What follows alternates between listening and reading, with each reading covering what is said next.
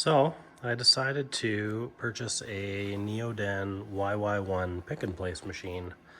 That might seem like a bit of a strange move for somebody who, at least I'd like to think, is somewhat well known in the open PNP kind of pick and place world. As some of you might know, I do manufacture and sell quite a bit of pick and place stuff for people to build their own pick and place machines. And of course, I've got my own machine here with a lot of the stuff on it that we manufacture and sell. So basically, this decision came because we have a product. It's actually for CNC milling machines, this AccuBlast system, and we make a lot of circuit boards for that. So there's three circuit boards per kit, and we do it all in-house, make our own electronics, and we obviously assemble them ourselves too. And on my machine, especially due to the lack of feeders, it's a pretty grueling process. So like a lot of people, I've been waiting patiently, and I've also made some attempts myself in the past for making feeders for open PNP, and just haven't got there yet. I know there's some that are maybe on the edge of being released that might be a really good solution. And I mean, honestly, had we had some kind of automatic feeder for ours, for our production, it probably would have been the solution for us, and it would have been just fine. But this guy came along, and it doesn't have automatic feeders per se, but it does have these drag feeders. And so on the head, there's this needle that comes down and advances the tape and all these holders. It's also got these peeler mechanisms. So you put the cover tape through here, and a motor spins this shaft, and there's a bunch of friction rings in with the gears, so it'll peel the tape, but then it'll slip as soon as it gets tight. So this apparently can be a bit of a pain to set up, obviously, but I'm pretty interested in giving this a try. So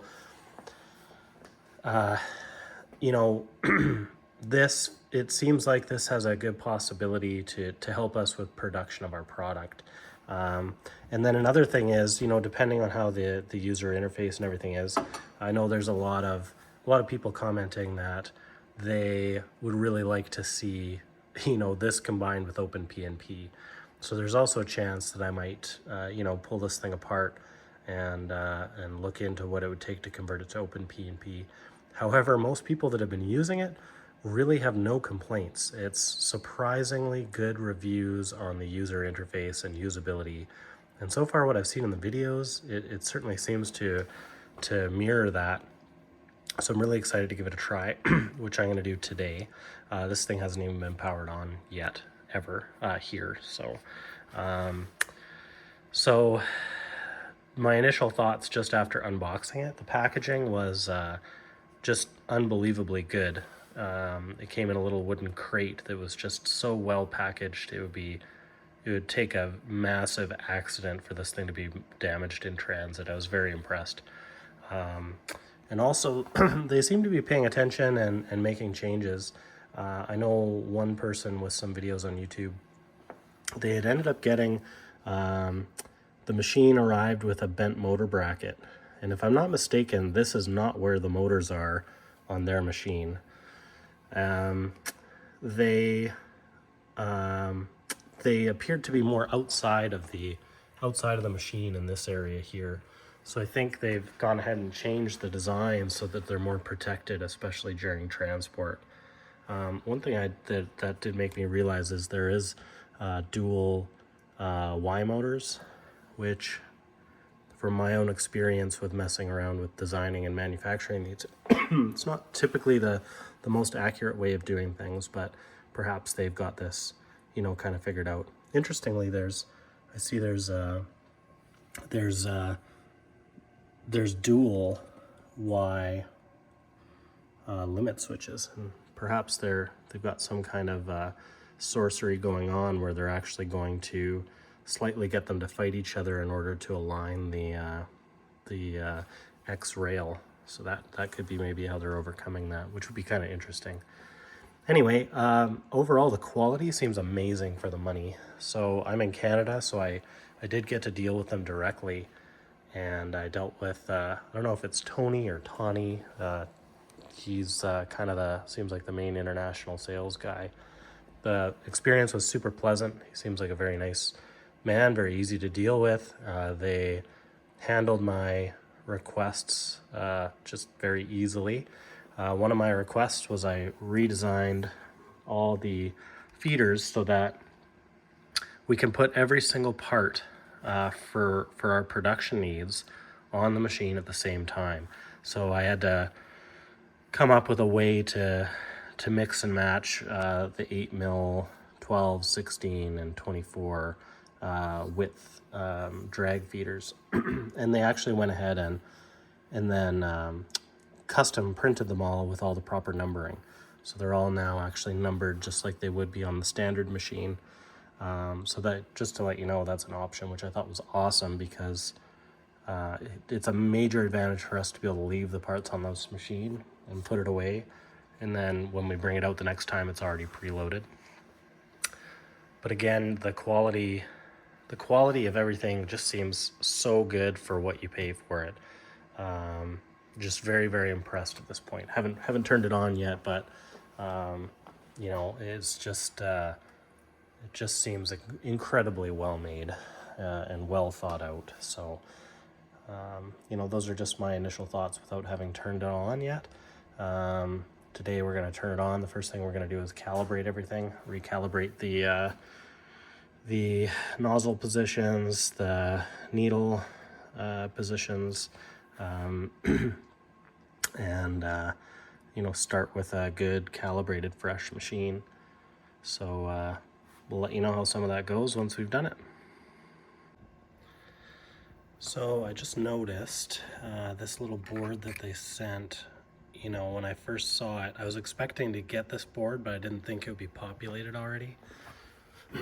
So I was kind of a little bit disappointed, because I did order a bunch of parts to try and use this board to kind of get used to the machine and test it out. So I was just about to start to desolder everything so I could use it. But I think I noticed that, you know, I went to go peel this tape off, and I noticed it came off in like one sheet above it. One sec here. I should have pre-done this for this video, perhaps. So I think I know what's going on here. And if it is, it's very cool. So this came off, and then I was like, oh, well, the tape came apart, because you can still see there's the sticky part. But I think what they've done is they actually, yeah, they mounted this on sticky tape. So these actually aren't soldered on, which is great. Yeah, see? Sorry. They just come off. So this is pretty smart for a couple different reasons. One of them, you know, like, okay, sure, you made a demo board, you ran it on the machine before you sent it out from production, which is great. It's like proof of life or whatever. But, you know, I was thinking to myself, obviously when you flow the boards, it kind of straightens everything out anyway. So as long as these were kind of in the neighborhood, they would have self-corrected. But now that I know they were put on sticky tape, it's actually exactly how they would have been placed by the machine. So all of a sudden, this is a lot more impressive. You know, these are 0603, so it's not super crazy, but it sure does look good. So I'm going to take all these off, and I'm going to try it myself. I ordered some SOT23s. I also ordered 0402s, which these are. I'm excited to try those out. And I also got TQF P32s. that was difficult to source economically, like in just some random component I'm going to throw away. I wish I would have known that on the back side of this board there's some more common footprints that maybe mean more to me, like TQFP32. I'm sure I could have found some pretty cheap components to try out on this, and same with TQFP64. But anyway, this is very cool. I'm pretty impressed by this, and I'm excited to see how it goes myself.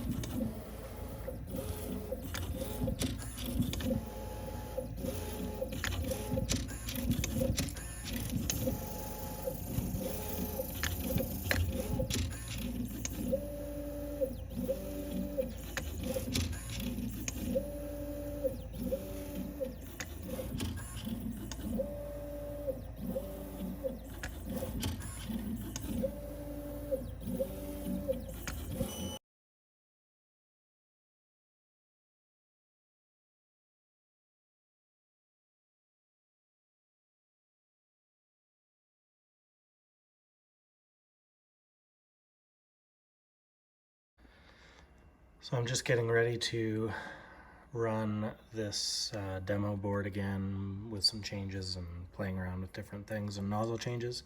I'm just about to load some O201, which I'm still finding it hard to believe that this thing will be able to do. I see a lot of complaints about people saying like you have to use a ton of components to load the tapes because you have to stretch the cover tape back all the way to the peeler. So I bought these cover tape extenders. So these just stick on to the start of the cover tape, and then you can basically use that to feed into the peeler mechanism, and you don't have to waste as many parts. I think you pretty much have to waste like at least 1 or 2 parts no matter what, because you need to get the first sprocket into the pick position. So, but honestly, it hasn't been a big deal. Like I was expecting to have to waste more, but I'll kind of show you once I get this. I'm gonna stick this on and feed it into the feeder, and then I'll show you how it works. So I've fed the tape into lane 5, and this cover tape extender, I've just started peeling back the main part of the tape. Sorry, it's not focusing very well. These parts are just unbelievably small. Like it's hard to believe, like I said, that this machine might be able to place these. I'm just going to try and place them on some of the 0402 pads in the bottom left-hand corner, and just kind of see roughly how they're placing for repeatability. But anyway, this cover tape thing now, you just feed it back into the peeler mechanism and lock it, and then like I said, you don't have to waste as many parts. Okay, so I've got the O201s loaded in lane 5. I've used the cover tape extender to feed into the peeler mechanism. I backed it, I advanced the tape far enough. You can see I already tried to do this video and it was a disaster. It started with the first tape hole pulling through because there wasn't really much of an edge there, and it just went downhill from there. So I've advanced it past there, so you can see you do need to burn up a few parts, but of course these are O201 and like we're only like a few sprocket holes in. So I'm just kind of having it just on the edge of the feeder. And of course it's going to be picking 2 parts for every 1 sprocket advance. So we'll see how that goes. So setting up the feeder is pretty easy. From the home screen, you just go feeder settings, and then we are in the tape feeder section. If you want to go down, there's flexible feeders, which are like these type of things. And then of course there's bulk feeders, which are these bins, which I'm using improperly for these chips right now. So in tape feeder, we're going to go to lane, I'm not sure why it's there. We're going to go to lane 5.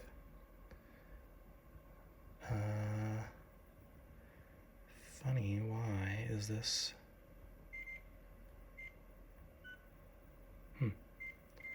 Not sure why that was. Obviously there's some little glitch there. So anyway, lane 5, that's where we're at. We'll go to needle position, and it'll jog over. And this is where you set the needle position. So obviously I need to adjust this. It's kind of hard doing this on my phone screen.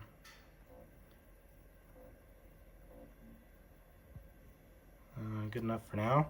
And then you press pick position, and again it'll jog over to the first part, and you can see that's a little off. Really hard to see these parts.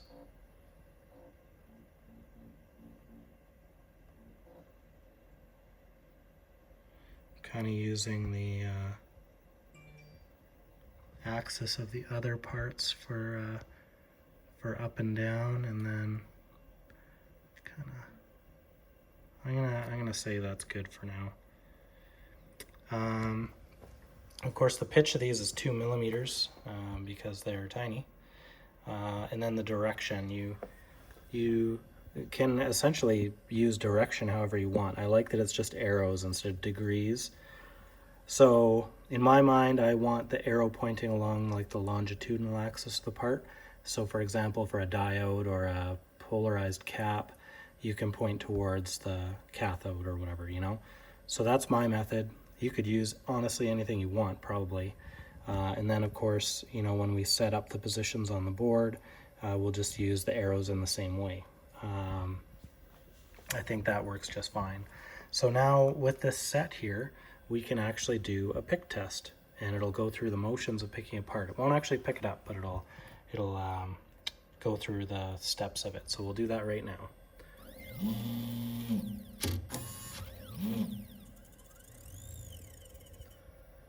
So that's looking pretty darn good. I'll have to check what nozzle I have loaded. It might not be small enough for this. So I'll probably, actually I've got that in the nozzle changer. This will be the one we use for 0201.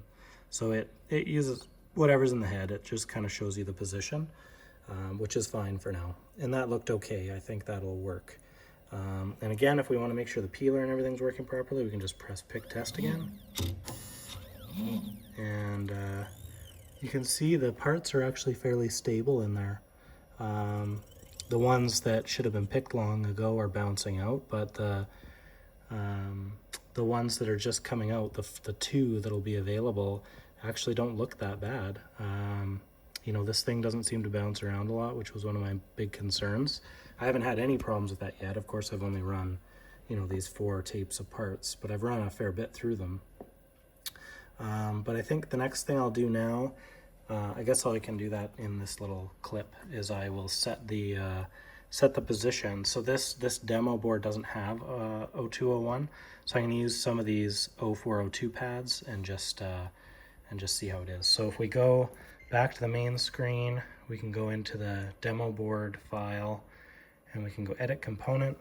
So we're going to add a new component, which will be, now it'll be 63. So we're going to, it kind of jumped to the last one that I programmed, which was a test for that SOT23. So we're gonna jog down to these guys, sorry. We're gonna do these. So there's got this tape on it right now, which makes it very hard to tell what's going on. So I'm just gonna do 4 to start. It's probably even worse trying to come through on this video, but I think that's pretty darn good. So we're going to call that good for there. Head, we want to make sure that we're using number 1 because that's where we're going to load the smaller nozzle is into head number 1. We're actually going to run at 50% because they're tiny little parts just for now. We're going to try and use the camera, which is this setting 1. And now the direction. So remember, I like to use the arrow along the longitudinal axis, and this is showing us that that's aligned properly with the way they're sitting on the board. So that's easy. I don't think we have to give them a name. I mean, we could call it 0201. And then I think that's all we have to do for this.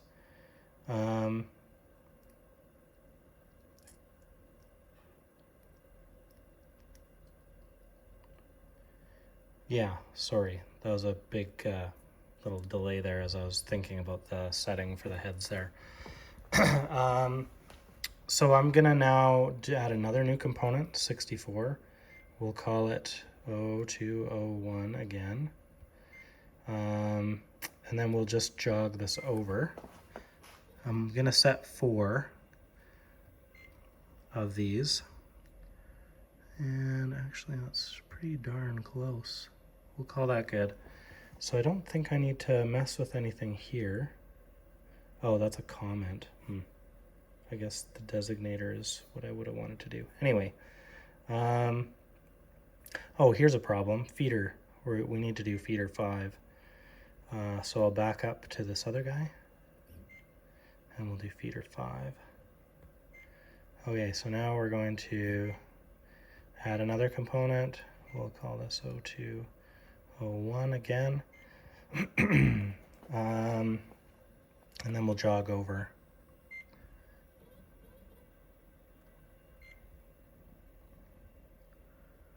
Yeah, that looks pretty good to me. So 0201, everything's still the same. And then we'll add one more.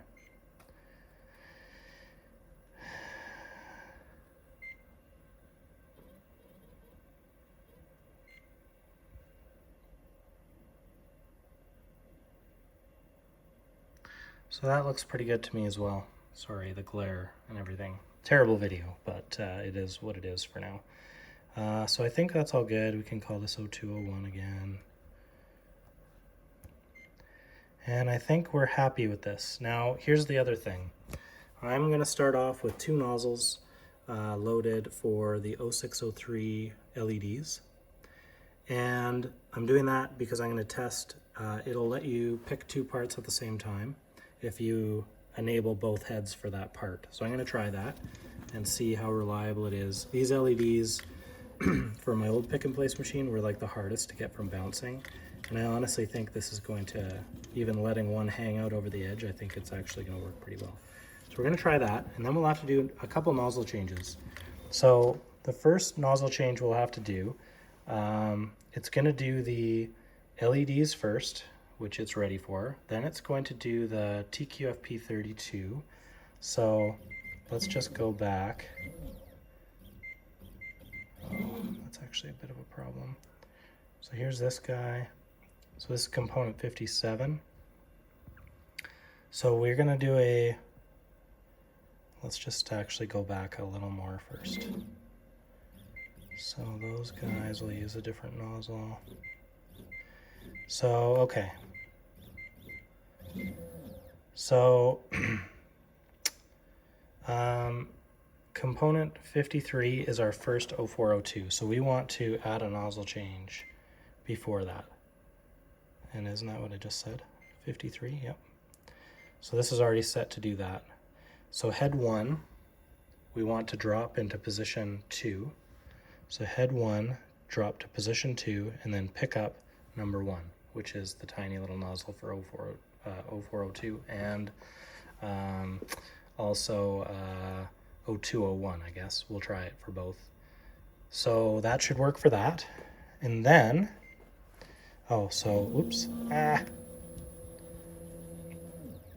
So we'll go back.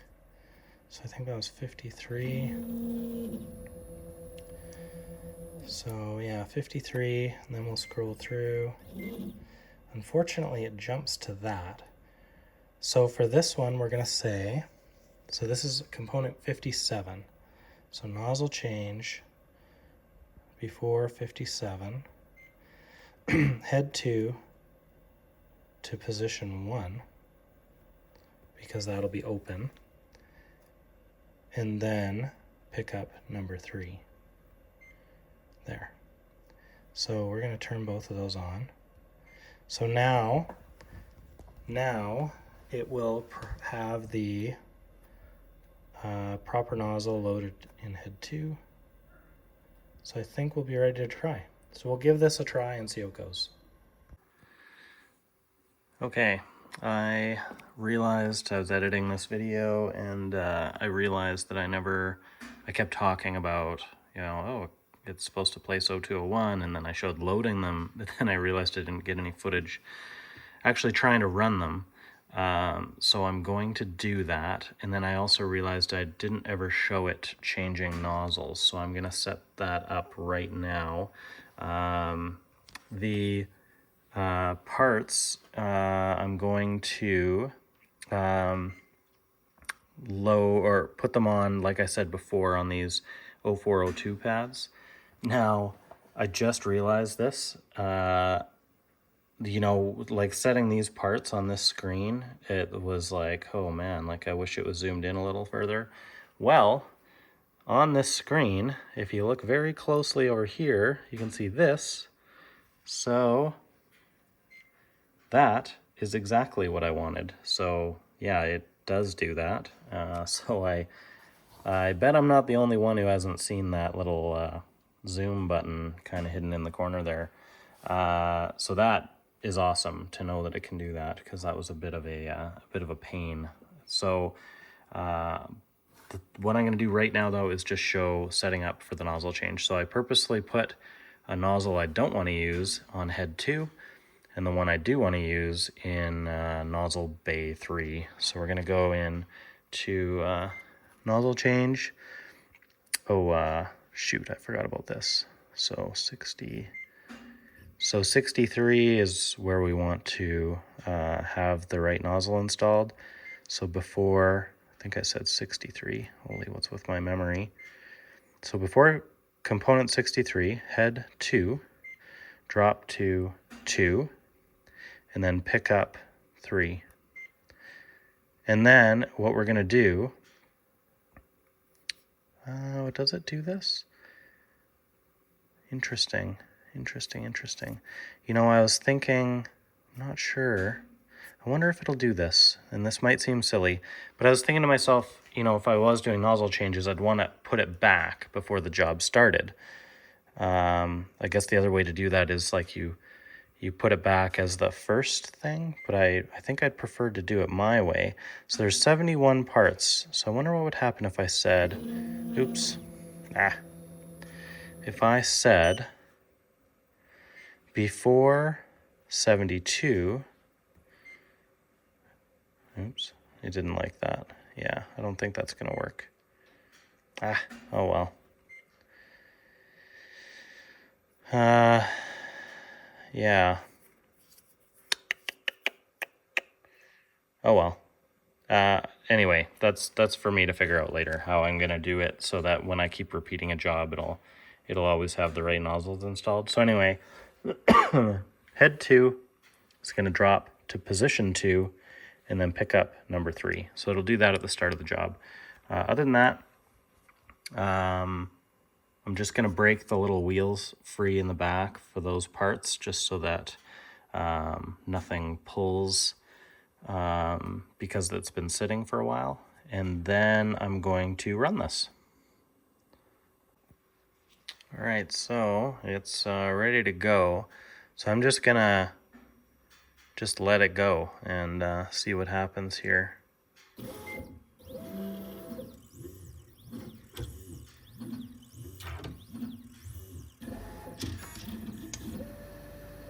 Oh, so I accidentally left it on head 1.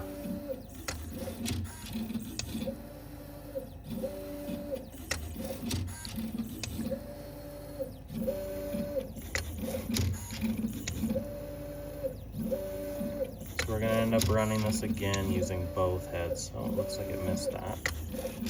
Or am I crazy? So I think on these ones, maybe a person needs to use vacuum as well.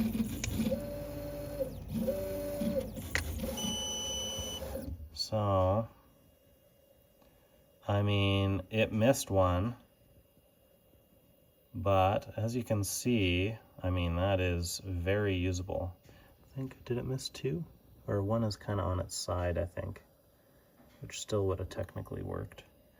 So let me enable the second head. I'm also going to enable vacuum detection because obviously it wasn't quite catching it being off with the camera. So let's try that.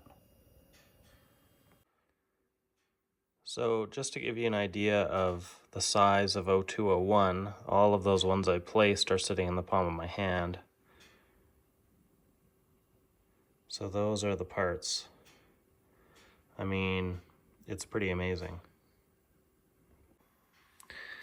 So now what I've done is for those parts, I switched it to 0 for the head, which means it'll use both 1 and 2.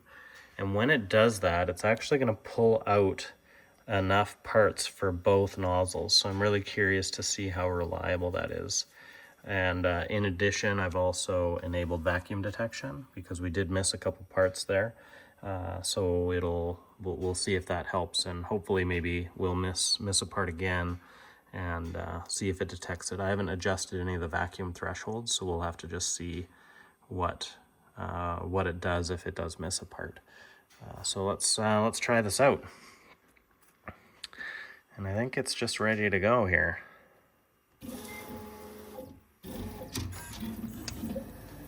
Okay, well, it just grabbed one.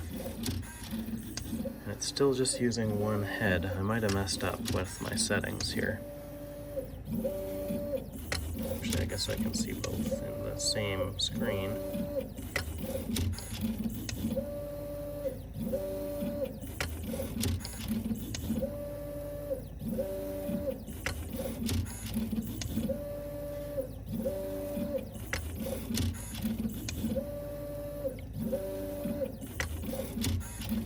I mean, geez. I don't know. Oh, did it miss one? Oh, it looks like maybe it did. I didn't notice it missed one out of the tape, though. I'll have to watch that video again and see. But there is one missing. But, geez. And I mean, maybe it's a matter of the tape, and maybe it's not sticking very well on those pads.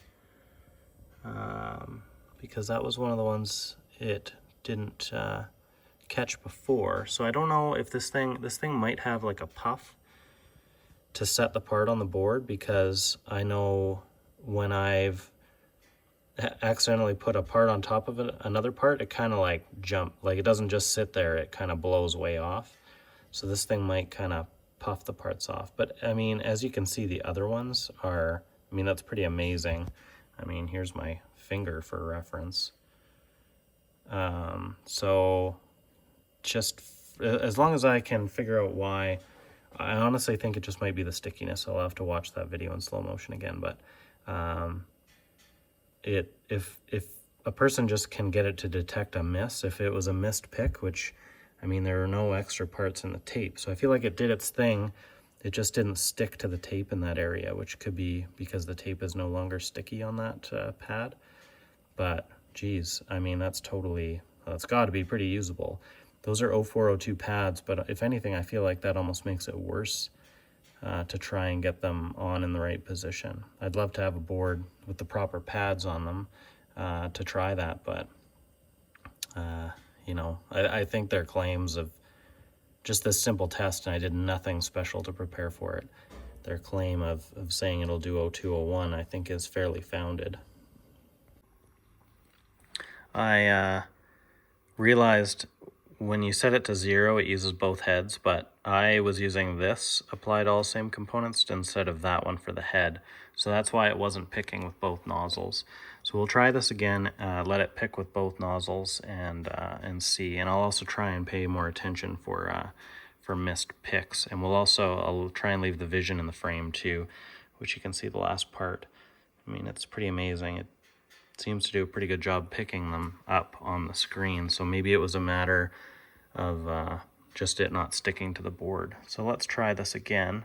We could have also lowered the placement height to really kind of get it to stick on, because it might be kind of airmailing them a little bit and puffing them off. But let's give this a go. Sorry for the glare.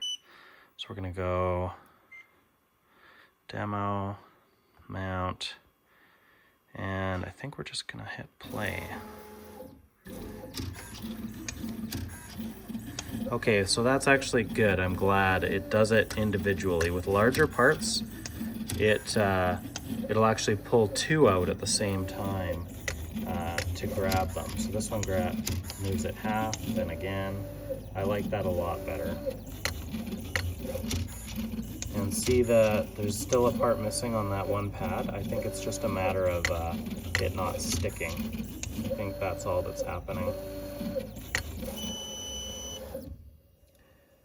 But I mean, again, like, yeah, for me, that seems pretty amazing. And I mean, you could even see the reliability. Holy, let me zoom out here.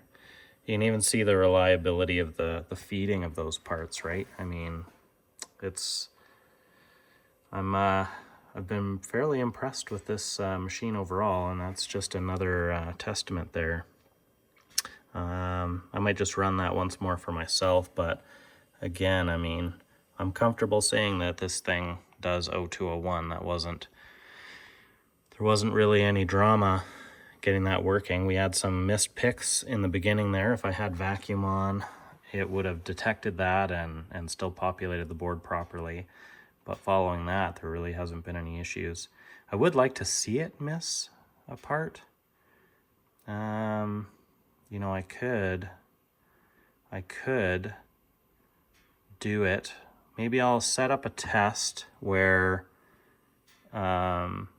we will be able to see it if it'll pick up a missed pick. So why don't I do that? I'm gonna pull the tape ahead a bit and pull out one of the parts and see if it'll detect it as a missed pick. So let's try that out. I have now pulled out, so there's going to be one good part, and then there should be two empty pockets, and then more good parts. So we'll give this a try and see, you know, if this actually detects it. So let's find out.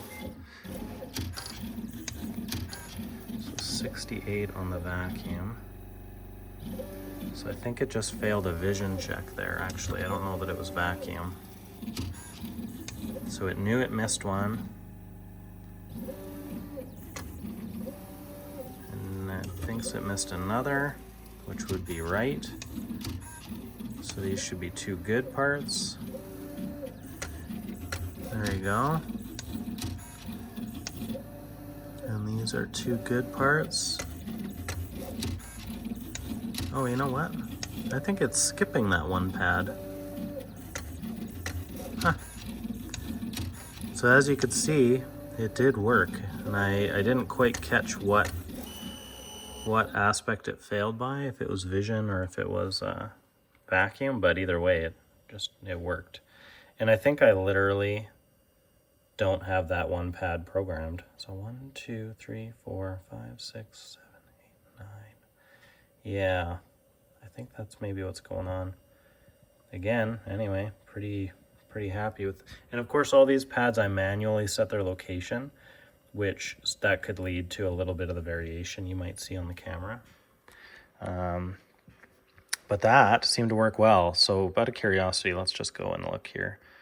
So we're gonna go to 63, which is the first one. So there's 1, 2, 3, 4. Yes, it skips 5. So that's why there hasn't been a part on that pad, is just because it's not actually programmed. Yeah, so anyway, I think that's successful. I think that was failing the vacuum check. It must do the vacuum check when it gets to the camera, because we know that it wasn't failing vision sometimes when it wasn't seeing them on there. So I don't think that was a coincidence. I think it failed vacuum when it arrived at the camera, and that's why it went over to the discard bin. So I don't know, pretty reliable in my opinion. Purposefully pulled out 2 parts in a row, and it just carried on. And yeah, anyway, I'm impressed by this test. So I'm getting set up to run the first real job on this machine, and it's just a small customer board, nothing crazy. In the corner, the only fancy thing is this BLE 113 chip. That'll be the most important thing for placement. And I put these little alignment crosshairs in there to help setting it, which I'm glad I did actually. So basically, to start a new job on this machine, you've got to, get a placement file going. So they have to be a specific format. So all I did was copied the format of the demo board. So this is it. I just copied all this top stuff directly over. It doesn't matter. Like this you'll set on the machine anyway. And then the format up to rotation was actually how KiCad spit this information out anyway. So I was able to just paste that in here. And of course head, 0 is both nozzles, 1 is 1, 2 is 2. Feeder number, obviously, mounting speed, pick height and place height. You don't have to adjust that typically, I'm finding. I think that's only for special cases. Time will tell more, but so far I haven't touched heights on anything and it just works. So the mode 1 is to do with that's vision. And then there's, vision and vacuum, or vacuum only, or none. And then skip, we're going to set those to 0 because we don't want to skip them. So all I did is copy that over, created a new file, and this is my real one. So nothing interesting really. It's just, I suppose I'll probably want to somehow automate this process. But for now, that was actually quite easy to just paste that in, and it's not a big deal. My stuff, like I said, is mostly going to be production, so I'm not going to have to mess around with this very much. Now, I do have some suspicions about how it works. So you load the board in, you set the center of one of the parts, but it doesn't tell you which part to pick. It's like you can use any part, which to me is very interesting. I'm not sure, because I'm not sure how they are working out. Do they just assume you're the closest one to whatever's in the list and assume it's that part? I'm not sure how they're using that. And same with the fiducial. The fiducial doesn't even have to be something on the list. It can just be a hole on the board. So I think there's some interesting stuff going on there. I think it's very simple, which of course could lead to problems if you have some kind of special case, like a round board. I'm very suspicious. I don't think this machine is handling rotation pretty much at all. I think if you had a round board, I think you'd probably be in a little bit of trouble. I could be wrong. Maybe they have some math wizards there that are able to work this out. But I'm going to actually try it. I'm going to try and load this board in crooked and try and set it up and see if it automatically rotates all the components. So I'll try and figure that out, because I know that's a lot of people are skeptical about this one fiducial method. And I think if you have square circuit boards, I think they're assuming that rail on the machine, and rightfully so. I mean, this should be perfectly straight. It's set from the factory, it's machined aluminum, that's 0. So anytime you put a new board in, it's safe for them to maybe assume that that board is at 0 degrees. But of course, due to the edge cuts or the like panelization, X and Y could be a bit off, and I think that's all the fiducial is actually accounting for is just that. It's a literal offset in X and Y and not rotation, but I'm going to investigate more about that. So I've got this loaded in the machine, so that file I showed you on the computer is right here. So you just can open it, and the first thing you want to do is edit the fiducial. So this is the first weird part, is, so you select change component. Well, nowhere in this process do you actually select any kind of part.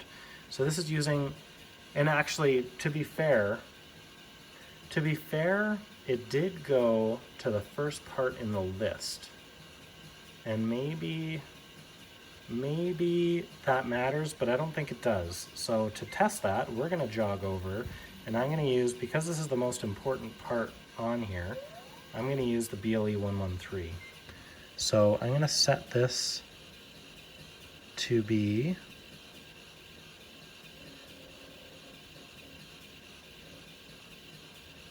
the center of those crosshairs, roughly. So I'm happy with that for right now. So now I'm gonna hit done. So in theory, that should have worked. Then we're gonna do the fiducial. And again, this doesn't even have to be anything in the list. You can just pick a hole, like a through hole. But I did add this fiducial for this reason. And this one you don't have to be quite as accurate because it's gonna use vision. And when you do it, it's gonna show you. So I'm gonna call that good. I'm gonna hit done. And when I do, you'll see it does a quick vision check, and that looks good to me. That's a pretty clearly identifiable fiducial, and there's nothing around it to confuse it. So I think that'll be fine. So now after this, we're gonna go exit, and then the next thing I'd recommend is actually going into mount. And I might be wrong about this, but we'll do the first few steps of mount, which is going to do the fiducial check. So we're gonna go step once. Yeah, see, that's interesting. I think we do actually have to use the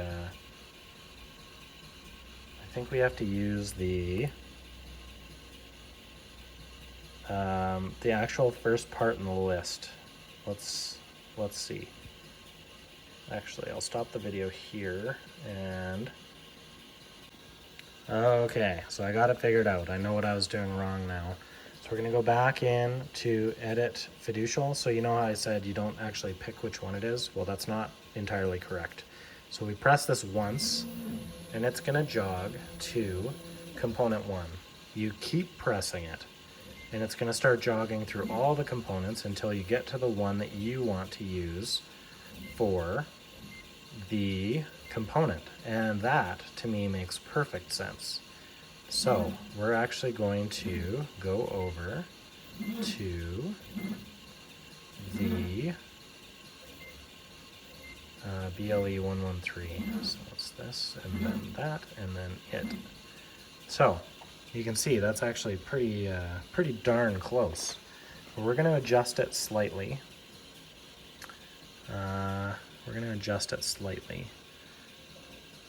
Yeah, it really took nothing, barely at all.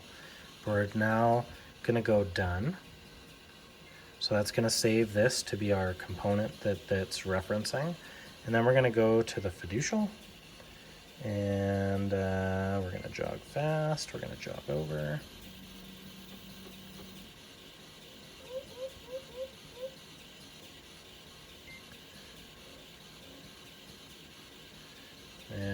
Yeah, I don't know. I don't think it has to be too crazy here. I'm happy with that. So I'm gonna hit done. It'll do another vision check. Looks good. So now we're gonna go save. Now we're gonna go back. And this is where, this is just my recommendation, but go to mount. And I'm not sure if this matters yet, but go to step. So the first thing it's gonna do is try and do a fiducial check. So we're gonna press step again. And then it's gonna do it. So there, it did it, and hopefully it actually worked. And then all this stuff turns green, so you can actually start doing stuff with the job, but we're not gonna do that yet. So I'm gonna go stop. and then we're going to exit, and then we're going to go edit component, and now we'll start going through the parts. I know somebody complained they don't like that it jogs around when you're scrolling through the parts, but I actually quite do like that. So nothing to complain about there, or there, or there. I mean, maybe those are a touch low, but it also could be the pads. You can see how the one pad's kind of elongated. See, that's in the middle. That looks good. Yeah, it's a little off, I suppose. Of course, the one I'm going to be most concerned about is coming up. That's a little bit off. So of course, when you're doing this, you can just adjust one, but I'm not going to do that yet. And here comes the main one. So this is the one I'm most concerned about. You can see it's like a touch off. It's a touch off, but let's just go out of here. And then I'm going to go back and try and do that fiducial check again. We'll see if it made any difference. So step, step, step. And then we'll go stop, exit, edit component. We're actually going to go to 20.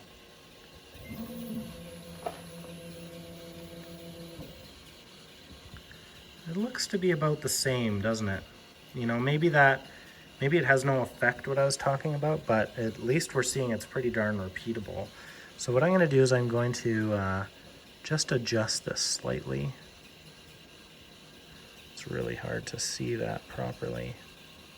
It's almost like the camera's at a different zoom level for this than it was when we were setting it. But I'm pretty happy with that.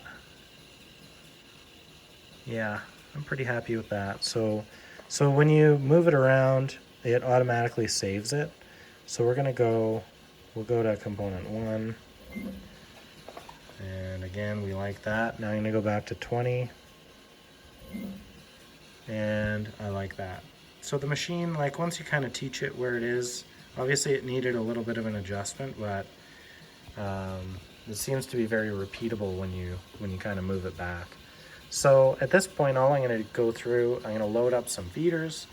I'm going to set the feeders, pick nozzles, maybe set up a nozzle change, and then, you know, I'll be pretty much ready to run the job. There's nothing too fancy past this point.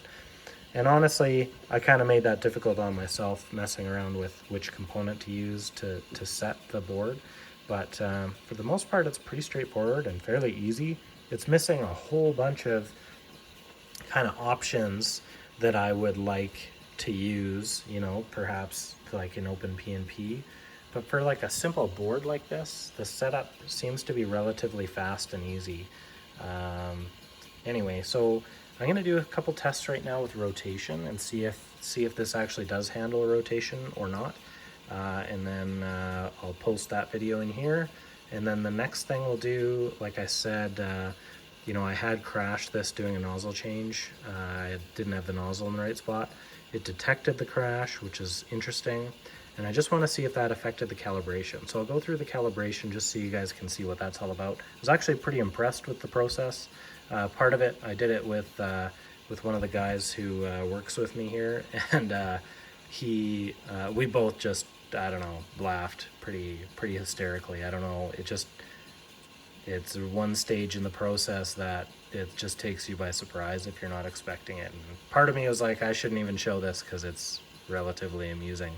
But I'll do it, and then everybody kind of has an idea how that works. Okay, so next is a rotation test.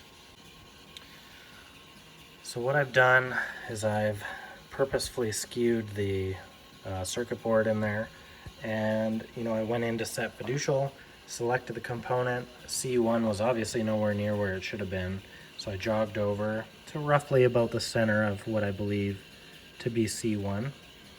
So now we're going to hit done. I feel like there's zero chance that this is going to work. And then of course we're going to relocate the main fiducial. Just got to find it.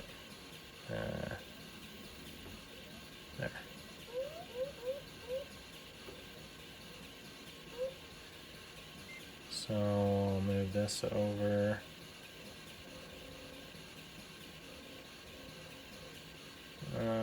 Yeah, good enough. So then I'm going to say done. It's going to do the check. It likes it.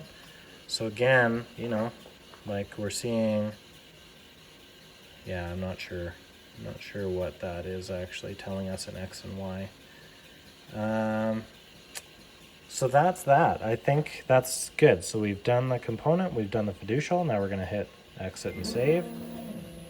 And now we're going to go into edit component and we're going to start scrolling through. Like I said, I don't think this is going to work. Happy to be surprised. So here, this is where it believes C2 is, which of course it is not. C2 is this guy right up there. So I think this confirms that this machine cannot handle rotation, which is what I suspected from looking at the board file. So obviously, I mean, depending on your application, that could be a serious pitfall. Now, you know, if you're doing production, it's also not the end of the world just to set, well, no, it would be pretty annoying actually, because you'd have to set, not only would you have to set adjust the location of every part, like right now if we jogged over and set C2 up there, it would work, but then you also have to somehow custom set the rotation. What I really wish they would have done, just like OpenPNP, well, it would have been really cool is if they put OpenPNP in this machine. But if they would have made one arm of the reticle different color, and then when you're adjusting rotation, you can see it turn. I really appreciated that in OpenPNP. But if they did that, at least you could have a fighting chance to make stuff like this work. But without it, there's no visual cue to guessing the angle of the part. So yeah, honestly, that's kind of confirmed. I think it's confirmed. Happy to be wrong, and I'd feel bad if I'm saying it doesn't work when it really does, but I don't think that this works on anything that isn't straight. And having said that though, I mean, I'm sure 99% of all circuit boards or more are, they have square edges. Even if they're not square, they have square edges that you can grab it. And I guess I just, you know, also realized, I guess one of the main things, it does come with these little pin mounts. So if you do have a board with the irregular shape, like a circle, you can set it on pin mounts, just stick it in some of the holes, or just think ahead and add holes if you need them. And then you'd be able to, you know, orient it in the machine so that it's level, at least. Level with your PCB CAD software, and then it would work. So, I mean, it's not the end of the world. It just isn't going to automatically do that for you. And I think the whole thing is that they didn't want to spend the extra time and complexity of adding rotation, like rotational transform, into the software. You know, part of me kind of gets that. It's kind of like a lower end pick and place machine, and you know, like surely at least 99% of the market or use cases would be served with this. And for the odd ones that you have that aren't, you can set it up, you know, one extra step to kind of put it on pins and level it manually, you know, and then it'll still work. So it's not really the end of the world, but it does confirm there's no automatic rotation, and that fiducial check that it does at the start is just going to allow for X and Y offsets. And for me, that's perfect, because of course the edges aren't cut in the exact same way on every board. So that's all I need to worry about for offsets. So there, that's I guess that's probably pretty much solved. So now, like I said, I'm gonna get set up to do calibration. So I'll kind of get ready for calibration with you guys. So I'm not really preparing for this, so this could go back and forth a little bit. I put on 2 smaller nozzles just manually onto the machine because I think that's gonna help. You can see the results of the old test on here. I did flip the paper around, so I think we're gonna be able to reuse this paper. It basically just gets held down. They supply you these little pieces of paper, marking paper they call it, and this little magnetic strip to hold it down. Like I said, it seems to work pretty well and it's pretty easy. And sorry for the other sections of the video that preceded this. You would have heard this weird noise in the background, but I was running an endurance test on one of our one of our products in the background, and I'm becoming accustomed to it. It takes like 40 days, night and day, to run this test. So I'm pretty used to the noise in here, but it might have been fairly irritating in the video. You're probably wondering, like, what the heck is that? And worst is you might have assumed it was from this machine, which would probably would have like put you off buying it in general. Anyway, so we're gonna go in here. We're gonna get out of here. I think we're gonna go into parameters. The code is the year that the machine was manufactured. Now there's just this head and needle calibration, so we're going to do that. So I'm going to go press it, and then it's going to walk you through it. And I think this is very well done. So, you know, it tells you, basically, if you look, it's kind of exactly how we have it set up on the machine. Again, I think this is quite nice. It's very, very nice. So we're going to say, hey, we've done this. So it's going to move over. It drops the nozzle and it spins it on the paper. Again, I think this is pretty cool. I also don't know how they get those nozzles to spin that fast, because I wasn't able to do that with a NEMA 8.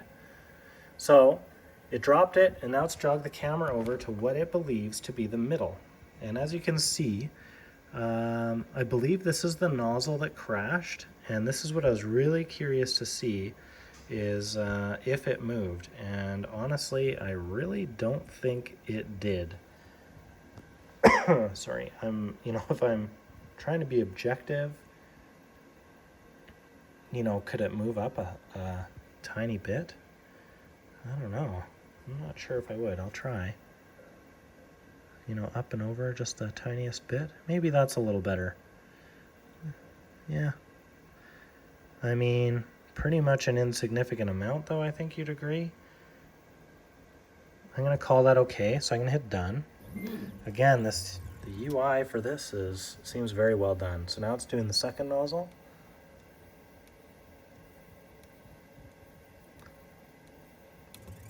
And it's going to jog the camera over. And again, geez, yeah, I don't know. It's hard to decide. Maybe I'll move it over to the side a little bit. I feel like I'm pretty darn happy with that. So I'm just gonna hit done. So this is the part that I was not expecting, is exactly that. So it's pretty loud, it's pretty aggressive, and a little bit shocking. So that's the needle, the picking needle, obviously. So as you can see, like left to right, wow. Again, if I were them and designing this, the user interface, if they know the size of the needle at the end of the picking mechanism there, or the advancing mechanism, they could have added something to the reticle, the crosshairs, to help you find the center of it. But, if anything, maybe we could come up the tiniest bit. But we're just talking about microscopic adjustments here. I'm going to call that good. So I'm just going to say done. So that's it. So that is now recalibrated the head and needle. And I mean, that's pretty easy. I think that's very well done. And as you've seen before, I literally was picking and placing 0201 with this. So, it seems to be fairly accurate and repeatable. Uplooking camera is roughly the same. So we'll just do it. So again, it's going to come over and show you. And as you can see, this is actually off. So that's interesting. And actually, I wonder if it'll let me spin this. It's not, but it's going to spin it for me next. So anyway, as you can see, this is off. So we're going to jog it to the middle. And I think it's going to be to do with run out. Not I think, it is to do with run out. So I'm happy with that. I'm gonna hit done and you're gonna see it's gonna spin. And then it's gonna say, hey, do it again. So I don't know if it, honestly, it probably is just averaging, you know, I don't know, maybe not, maybe it is a little smarter than that. But I think I'm happy with that. So I'll hit done, and then we'll do the second nozzle, same process.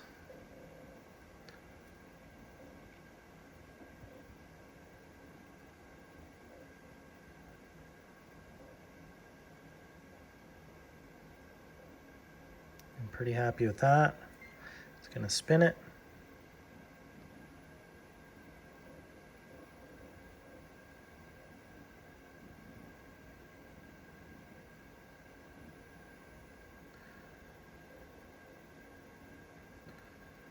And pretty happy with that. I'm gonna hit done.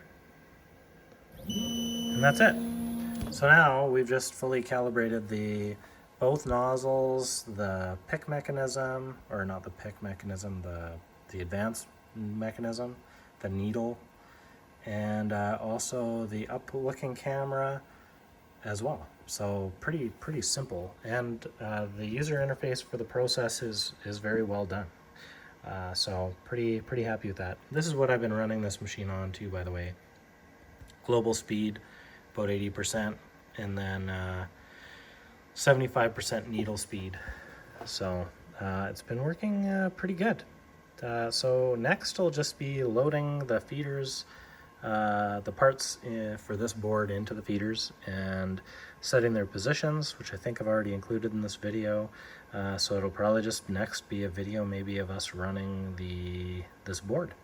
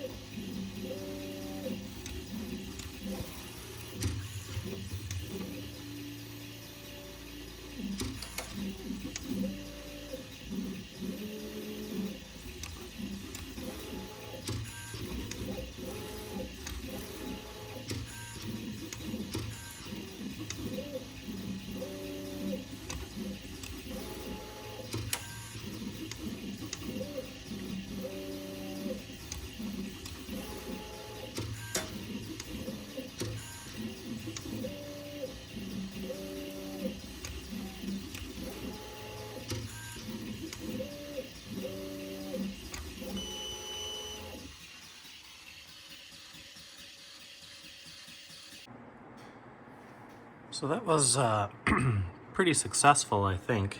You know, there weren't really any headaches. I think maybe once, you know, it tried to pull a part out, it bounced, and then, you know, it tried to pick it, failed, it knew it, so it went to the discard thing, threw away nothing, and then went back, got a new part, and kept going. So there was really no major glitches. You maybe noticed in the video a couple of these lanes over here, you know, there's like a kind of weird ratcheting noise, and you could tell that the tape wasn't really feeding very well, but it kept going. It never stopped pulling parts, but occasionally it was so much tension on the tape that the needle was getting stuck in the down position. And the machine detects it and it waits. And, you know, I think in every single instance after it waited, so it fails, waits, and then it kind of backs up a little bit and the needle released, and it never caused any pick failures or anything, and the feeders kept advancing the right amount, but it was like really struggling pulling some of these tapes, and I was thinking to myself like, man, what's going on? But it turns out, so the way the tapes work is they come down, they go down, and they actually cross over the machine. and they come out on this side, and what I didn't realize was these tape ends were running into things like this power brick and stuff, and it was trying to push everything out of the way. So it's pretty remarkable that it kept doing it, and it still kept working. That didn't cause it to fail picking parts. So, you know, kind of an accident, and you know, it turned out to prove that that system, you know, it's not super fragile. It can handle a little bit of abuse and a little bit of you know, things not going 100% right. Other than that, you know, some of the tapes, like, you kind of watch. I know some of the other users, you know, they mention that sometimes the tapes can get sucked up into the top gear, which would be bad. And I've noticed some of them like start to creep up like this. And if I've just paid attention and just give them a pull down to this position, you know, I haven't had it where it gets caught in the top gear, but I could see definitely that it was perhaps on the way to pulling it over the top, but no issue there. Yeah, I mean, I'm pretty excited. So this was kind of like a little test. You could tell I didn't mount these RF chips, and that's just because I just assumed they might fit in these trays, but they're too big, and I didn't want to bother setting up some kind of special tray for them. So I just hand placed them, which I put some alignment marks on the board around the perimeter of the part to help me, just in case I had to do that.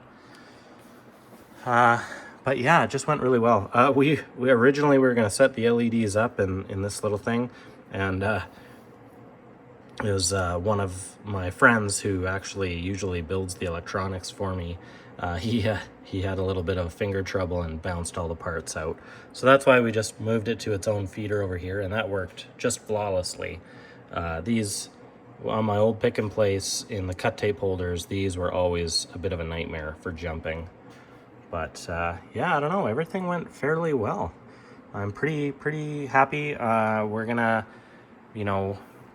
end up setting up this machine for the actual real circuit boards. It's actually some of these. You could hear in some of those videos, you could hear like a, you know, like an oscillating noise, and that was this running an endurance test on the bench. I've got it paused right now because I've got just some issues to work out, but that noise wasn't the pick and place machine, that was these. So you know, this is one of the circuit boards we build on here. There's one inside these servo units, and then of course in this display unit there's the circuit board in there. So you know, maybe in the next video, maybe I'll show the machine totally set up to run, so like practically every single feeder on here is going to be full, and you know, show how that's going, and maybe show mounting a few of those boards. But so far I'm very happy with it. I still do have some small issues. I think I talked about them already, where one of the issues is the vision, the up cam. Even these guys, I can't get the vision to work properly. I think I talked about this already. Sorry if I'm duplicating it, but